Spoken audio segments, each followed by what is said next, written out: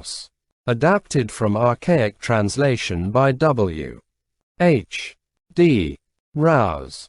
Jataka number 485. Canda-Kinnara-Jātaka It is passing away, etc. This is a story which the master told, while living in the banyan grove hard by Kapilapura, about Rahul's mother when she was in the palace. This birth must be told beginning from the distant epoch of the Buddha's existence. But the story of the epochs, as far as the lion's roar of Kashyapa of Aruvela, in monastery of Lathavana, the bamboo forest, has been told before in the Apannaka birth. Beginning from that point you will read in the Vesantara birth the continuation of it as far as to the coming to Kapilavastu. The master, seated in his father's house, during the meal, told the Mahadharmapala birth. And after the meal was done he said, I will praise the noble qualities of Rahul's mother in her own house, by telling the Canda-Kinnara birth. Then handing his bowl to the king, with the two chief disciples he passed over to the house of Rahul's mother. At that time there were 40,000 servant girls who lived in her presence, and of them 1,090 were girls of the warrior caste. When the lady heard of the Tathagata's coming, she asked all these to be put on yellow robes, and they did so. The master came and took his seat in a place which was assigned him. Then all the women cried out with one voice, and there was a great sound of crying. Rahul's mother, having wept and so put away her grief, welcomed the master, and sat down, with the deep reverence due to a king. Then the king began the tale of her goodness. Listen to me, sir. She heard that you wore yellow robes, and so she robed her in yellow. That garlands and such things are to be given up, and lo, she has given up garlands and sits upon the ground. When you entered upon the religious life she became a widow, and refused the gifts that other kings sent her. So faithful is her heart to you. Thus he told of her goodness in many different ways. The master said, It is no marvel, great king, that now in my last existence, the lady should love me, and should be of faithful heart and led by me alone. So also, even when born as an animal, she was faithful and mine alone. Then at the king's request he told a story of the past. Once upon a time when Brahmadatta was king in Benares, the great being was born in the region of the Himalaya as a fairy. His wife was named Chanda. These two lived together on a silver mountain named Chanda-Pabata, or the mountain of the moon. At that time the king of Benares had committed his government to his ministers, and all alone dressed in 2 yellow robes, and armed with the 5 weapons, he proceeded to the Himalayas. While eating his venison he remembered where was a little stream, and began to climb the hill. Now the fairies that live on the mountain of the moon in the rainy season remain on the mountain, and come down only in the hot weather. At that time this fairy Chanda, with his mate, came down and wandered about, anointing himself with perfumes, eating the pollen of flowers, clothing himself in flower gauze for inner and outer garments, swinging in the creepers to amuse himself, singing songs in a honey voice.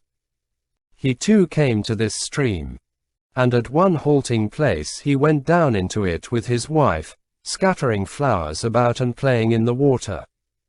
Then they put on again their garments of flowers, and on a sandy spot white as a silver plate, they spread a couch of flowers, and lay there. Picking up a piece of bamboo, the male fairy began to play upon it, and sang with a honey voice, while his mate, waving her soft hands, danced hard by and sang in addition. The king caught the sound, and treading softly that his footsteps might not be heard, he approached, and stood watching the fairies in a secret place. He immediately fell in love with the female fairy. I will shoot the husband, thought he, and kill him, and I will live here with the wife. Then he shot the fairy Chanda, who mourning in his pain uttered 4 stanzas. It is passing away, I think, and my blood is flowing, flowing. I am losing my hold on life, O chanda. My breath is going. It is sinking, I am in pain, my heart is burning, burning. But it is for your sorrow, chanda, the heart within me is yearning. As grass, as a tree I perish, as a waterless river I dry. But it is for your sorrow, chanda, my heart within me is yearning. As rain on a lake at the mountain foot are the tears that fall from my eye. But it is for your sorrow, chanda, my heart within me is yearning. Thus did the great being mourn in 4 stanzas. And lying upon his couch of flowers, he lost consciousness, and turned away. The king stood where he was. But the other fairy did not know that the great being was wounded, not even when he uttered his mourn, being intoxicated with her own delight. Seeing him lie there turned away and lifeless, she began to wonder what could be the matter with her lord. As she examined him, she saw the blood oozing from the mouth of the wound, and being unable to bear the great pain of sorrow for her beloved husband, she cried out with a loud voice. The fairy must be dead, thought the king, and he came out and showed himself. When Chanda saw him, she thought, "This must be the brigand who has killed my dear husband." And trembling she took to flight. Standing upon the hill top she denounced the king in 5 stanzas. The evil prince, I am suffering. My husband dear did wound. Who there beneath a woodland tree now lies upon the ground. O prince! The suffering that wrings my heart may your own mother pay. The suffering that wrings my heart to see my fairy dead this day. Yes, prince. The suffering that wrings my heart may your own wife repay.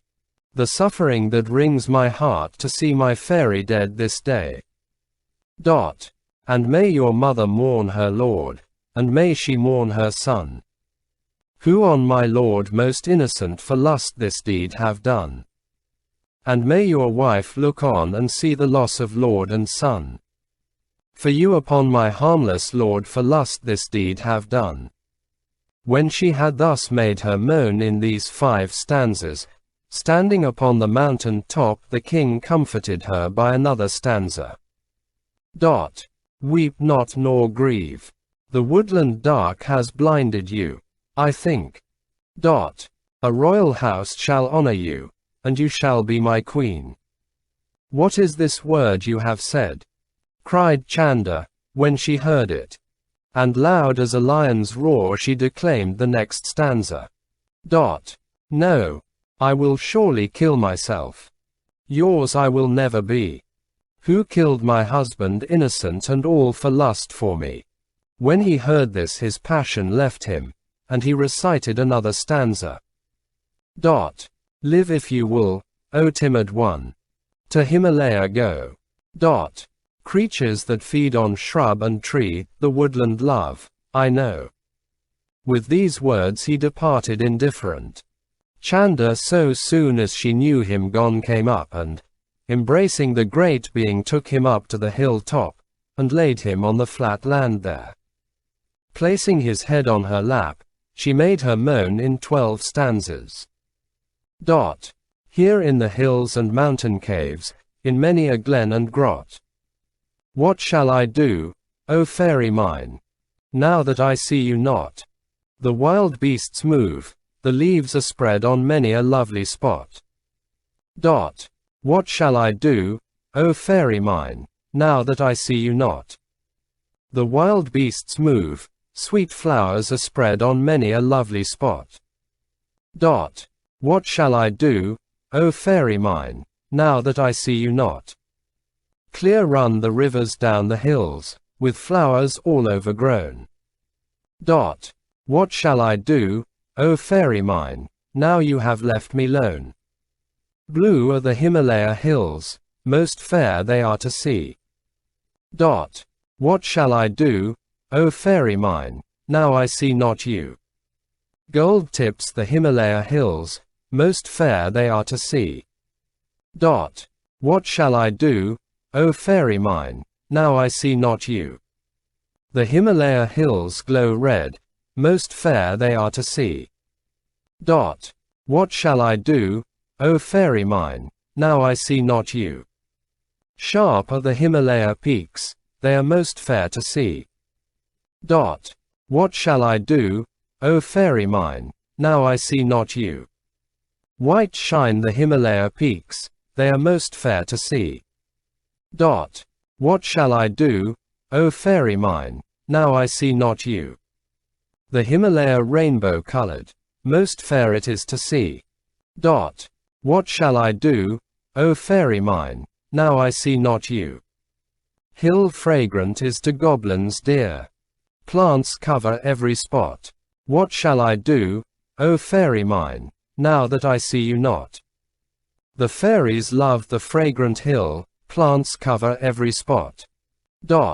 What shall I do, O fairy mine, now that I see you not? So did she make her moan. And putting the hand of the great being on her breast, she felt that it still was warm. Chanda lives yet. She thought, I will taunt the gods until I bring him to life again. Then she cried aloud, taunting him, are there none who govern the world? Are they on a journey? Or perhaps they are dead, and therefore save not my dear husband. By the power of her pains Saka's throne became hot. Thinking he perceived the cause. In the form of a Brahmin he approached, and from a water pot took water and sprinkled the great being with it. On the instant the poison ceased to act, his color returned, he knew not so much as the place where the wound had been. The great being stood up quite well. Chanda, seeing her well-beloved husband to be whole, in joy fell at the feet of Saka, and sang his praise in the following stanza. Praise, holy Brahman, who did give unto a hapless wife her well-loved husband, sprinkling him with the elixir of life. Saka then gave this advice. From this time on go not down from the mountain of the moon among the paths of men, but abide here. Twice he repeated this, and then returned to his own place. And Chanda said to her husband, why stay here in danger, my lord? Come, let us go to the mountain of the moon, reciting the last stanza. To the mountain let us go, where the lovely rivers flow, rivers all overgrown with flowers. There forever, while the breeze whispers in 1,000 trees, charm with talk the happy hours. When the master had ended this discourse, he said, not now only, but long ago as now, she was devoted and faithful of heart to me. Then he identified the birth. At that time Anuruddha was the king, Rahul's mother was Chanda, and I myself was the fairy.